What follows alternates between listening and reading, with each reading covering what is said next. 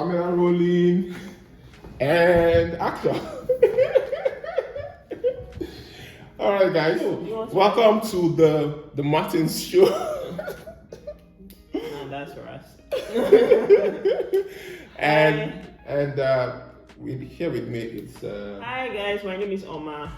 yeah, and my name is Martins, Barry Martins, and today we just wanted to talk about building your social circle when you move abroad, basically. Yeah. Yeah. Basically, because again, it's Jackpot season in Nigeria. Yeah. We've had a couple of people. Yeah. Well, we know a couple of people. Actually, a lot of people who left Nigeria. And those who are still planning to. Exactly. And it definitely is a subject that comes up a lot. How you sort of grow your social circle into one that you are content with and one that you absolutely love, even though it is not in your home country. Yeah. So we moved last year. So I think this is 1 year exactly that we moved here. Well, a bit. 1 year. 1 year and 1 month. Yeah, 1 year and 1 month. 1 year and 1 month we moved. Yeah. And it's been an interesting journey, right? It's been an interesting journey. True. Moving. You want to tell them? Yeah, so we moved about, like you said, a year and a month ago. Yeah. It was an absolutely strange phenomenon. Exactly. We left to a country, specifically the UAE, where we knew absolutely no one. We didn't know how things worked, but we were just living on. Actually following direction. Exactly, basically just following God's direction. Exactly, basically just faithing it. But fast forward to a year after, we can say that we have built a life that, by God's grace, absolutely works for us. Exactly. We have friends that we love and who love us as well. A good example would be on your birthday. Oh yeah, I had the birthday of a lifetime. Yeah, it was beautiful. Yeah. Considering that we're just 1 year here, and the amount of people that turned up with the gift that they turned up with, it just showed that we did something right with building our circle of friends. When we moved here. So, like, what are the tips? I thought you started. Okay, so I think I've always had the understanding that if you're living from one place to another, you have to calculate how you will build a social life. In the new place you are coming to. And for me, the number one thing always is find a church. Yeah. For me, I think that find a church, and then we didn't just jump into any church. Actually, we went to one first, and then we were like, nah. We went to one big one, And funny enough, when we were coming, we didn't even know that there were like churches in Dubai. We thought that even though we were doing researches, but we didn't know that it was this lively and interesting and multi-ethnic. So we didn't know. So, but we went to a first one, and then it was a really big church, and we've done big churches before. And as at the time we were living in Nigeria, we've done big churches, and we wanted to just be small where we can serve and be part of the community. So when we moved here, the first thing was to get a church where we could worship in there. Yeah, I would say that was absolutely key, finding a church. And for us, finding a church meant finding a church that was very big on community very big on being a part of the members' lives. So basically building community, a church that is big on building community. Exactly. And we found just that. But beyond that is also being proactive about serving in the church, being proactive about maybe walking up to the pastor, for example, and introducing yourself or walking up to a couple of members and saying, hey, I'm actually new here and I'm trying to find my roots, find my feet, find connection, so to speak. So So church, one place to be able to like get yourself in. And another thing is the intentionality of being intentional about meeting people. Because I think the mistake people make is they come and then they are just, alone, staying alone. You should go out and introduce yourself to people. I want to also know people because I think it's the genuine interest. You really want to know the next person beside you or the next person beside you. Yeah. It's very important. It's good at that. You can tell. By the way, for context, he's not extroverted, but I would say that he's a bit out there. I on the other hand, I would rather just sit on my seat and mind my business. No, but the thing with you is when you are in the zone, you are extrovert. Once you're in the zone, you are everybody's darling, actually. Amazing. Well, yeah, it's true now. When you're in the zone, I need to capture you in camera when you are in your zone. I need to capture you in camera. Everybody in your workplace, like people like see you, notice you, like that's Oma coming. Yes.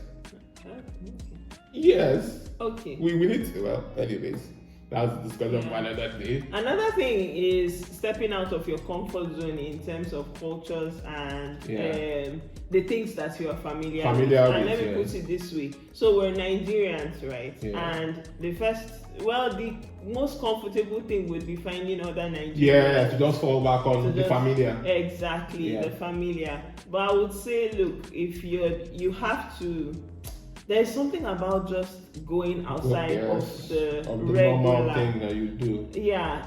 Try and mingle, new, exactly. Yes. Try and be social with people that don't look like you, that don't sound like you. Yeah. Try and learn a bit about what is normal for them. That way you are I don't know, it does something good for both you and the people.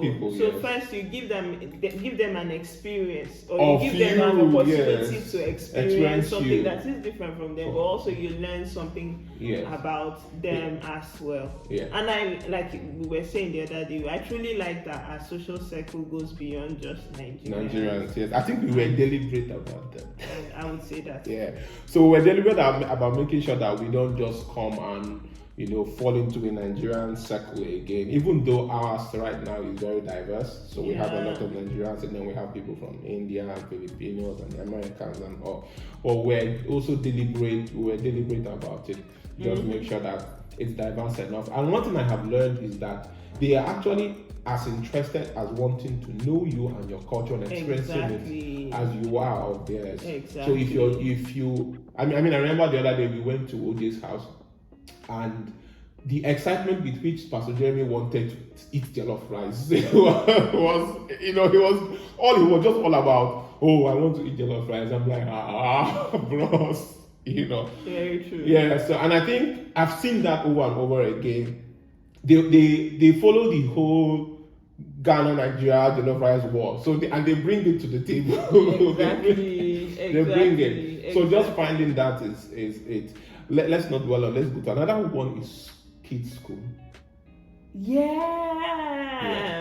I find that has helped a lot. So if you have kids, exactly. So the way it works is, don't just there's a whole system around it. So typically what can happen is that maybe the school your children attend has a school bus. So the children get on the school bus and then they're off to school. And in some ways, especially from Nigeria, you don't get involved you don't try to know children's classmates and their parents. Yes. But then what has happened is that with us stepping out of, so funny enough, this one was accidental. This one wasn't us, right? It wasn't us. Yeah. It was actually the parents of our son's classmates that actually stepped out to say, who is the boy in the class, and you're the parents. Okay, let's meet up for tea. Let's meet up for coffee. I think let's maybe organize a play date.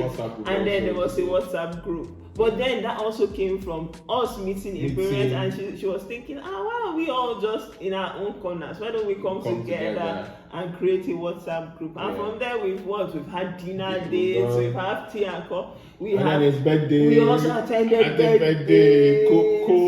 Co-hosted, I mean. No, what's the right we co-hosted and co-celebrant birthday. Exactly. Yeah. So even attending the birthday parties of the other classmates to also helps in building that social circle, because there were a couple of parents that were also able to meet, have conversations with, and in that kind of environment, everybody has their guard down. Right? Because you see your kid playing with another people's kid. It just becomes the perfect icebreaker to start discussion or to say anything. I think that has really helped. So get involved in the social circle of your child's school if you have that. Of course, there is workplace, which is like default. If you try to associate and interact with your work, I think the most important thing is just don't stay in your corner. Don't just come and be forming. The highest thing that will happen is that the person will accept you or reject you. It's just a two-way thing. There's no middle ground, right? People will just accept you or reject you, but that's all. True. So workplace, and then there's even other social events. Yes. So I remember I went for this women's conference thing at the time where International Women's Day International Women's Week was coming up, and it gave me a chance to meet other women who were driven, who were in different careers, who were also looking to meet other people, and be social, and I formed the best relationships from that as well. So so basically going out, look for events. So the thing is, everywhere you can meet people, everywhere you can interact, it could be just going to the park. It could be just having going to a coffee shop to just sit down and work. But because one thing that is big that I noticed outside, is the coffee shops. People, hang out in the coffee shops to just chill. Of course, it depends on where you are. There are bars, and then there are the coffee shops. So you could just go and sit down, and then you come, and then you're doing your stuff. Someone else is doing their stuff, and then you strike a conversation. About even the littlest things. The most little thing. It's hot today. Exactly. The coffee here is nice. Exactly. Have you tried? I mean, the funniest thing start the best conversations. Yes, true. And another thing is just to be versed. To just be versed in different knowledge. Yes. Read wide, read far, watch. Get watch news. TV, watch movies. Sometimes we underestimate how much education comes from movies. The leisure thing. So what try and know about other cultures. So that when you get into that discussion, you have enough of conversation within yourself to contribute to the discussion. Exactly. Completely agree. Another thing is, don't be afraid to look socially awkward. So there is the thing about I don't know, it can deter you from being your best self. You're constantly thinking, this thing I'm about to do, is it right? Is it not right? You can keep second guessing yourself. Exactly. The honest truth is that 95% of the time, nobody actually cares. Yes, nobody cares. I mean, but even the next person is also struggling. He's struggling to put up a conversation. Exactly. So whatever comes to your mind that you want to ask or talk about, genuinely ask. So I remember there was this conversation I was having with someone else, and she said, I'm going to bring the co-celebration thing, right? I was discussing with with the mother of my son's friend, right? And good one. And she said, don't worry, I'll take care of the loungers. I remember I was thinking, this one would think that I'm a bush Nigerian person. If I say I don't know what loungers. What is lounger? So I said, what is? And the funny thing is, because of her accent, I thought she said launcher. So I was like, what's a launcher? And she started laughing, and she was like, that's such an American term, I forgot, I'm sorry, I should have explained. And she went into a whole lecture. guess what? That thing solidified our friendship on it took the friendship from here to here. It just meant that I was just being real with her. Yes. So again, don't be afraid to be socially awkward. The thing is, most people don't care, and most people are actually a bit more tolerant than you give them credit for. So you know, this discussion we're having reminds me of something that I saw on social media.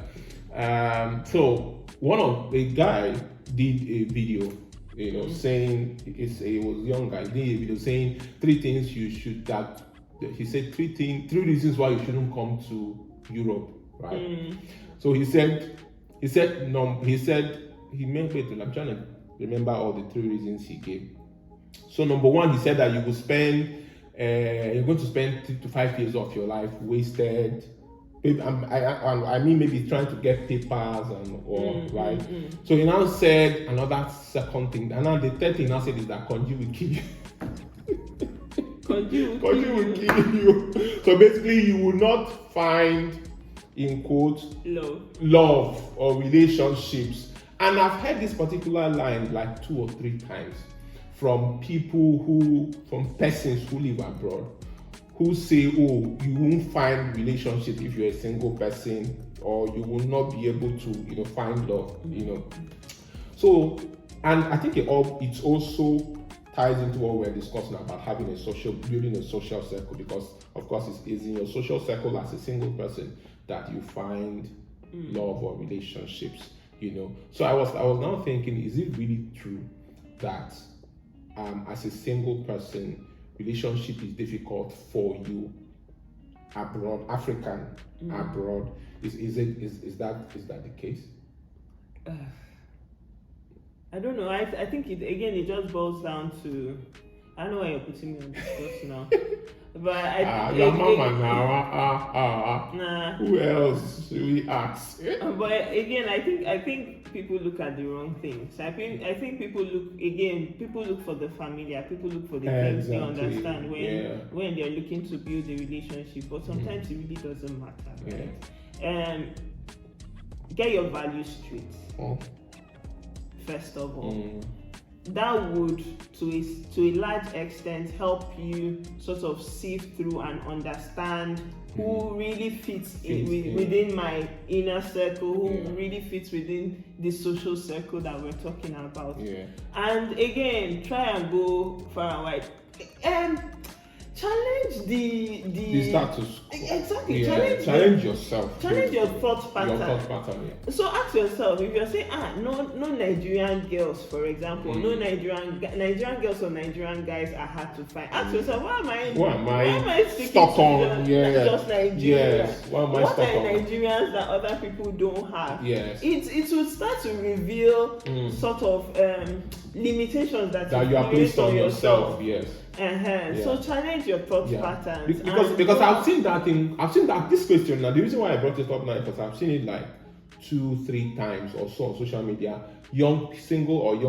Single people abroad saying, that they are lonely, and I'm like thinking, why are you lonely, right? Because it's also this thing that so imagine you move to a new place, right? And apart from the work that brought you there, right? You first of all do the fact. I call it my first step when I go to a new place. Join a church. That's like my first step, always and all the time. Me too. Join because it just eases you in, because there people don't have their walls built up, so you can easily have sincere conversation with a real person. Because the truth is, even in church there are guarded people who are still think that they are better than every other person, but that's a discussion by the side. But you meet real people who would be able to have same discussion. And I think one thing I've noticed is outside the country, in civilized worlds, people are not. They're not too worried about being taken advantage of in a strange kind of way. People are down to earth. That's one thing that has been my experience. People are down to earth when they are meeting a whole stranger. Unlike back home, where in some places some people feel that they are better than the rest of the person, so they look down on. Here, nobody looks down. I get your point. Yeah, outside the country, people don't look down on you. Especially in a church setting. I've not seen that. So far. So I think that's always the first thing, right? And then the thing is, okay, so in one of these the videos that one of those guys made, right? Somebody I think it's the same guy. He was telling a story. He was reacting to a video that someone already made about that topic, and he was sharing the experience. He now said something that I now picked up. He said that even him, that when he came, he was feeling the same way. He was feeling, lonely, feeling that it was difficult to get into a relationship. He was feeling the same way until one day he gathered the guts to talk to an Asian lady who was in a bus with him. Maybe they sat together or something. And when they now started talking and got to the topic of relationship, the lady said that even she for a very long time here, because she was an immigrant, that for a very long time here, no man talked to her, so she started doubting whether she's really pretty again, whether whether something was wrong. That she discovered that nobody approached her, nobody talked to her, but and then the guy was also seeing his own situation in her, you understand, and then so at the end of the day, what he simply says is that the other person who you are thinking don't care or is not interested, they're actually interested. It's just that who will bring the ice, who will be the person to say, hi, how are you doing, and open the discussion, because everybody out there who is single and ready to mingle is available.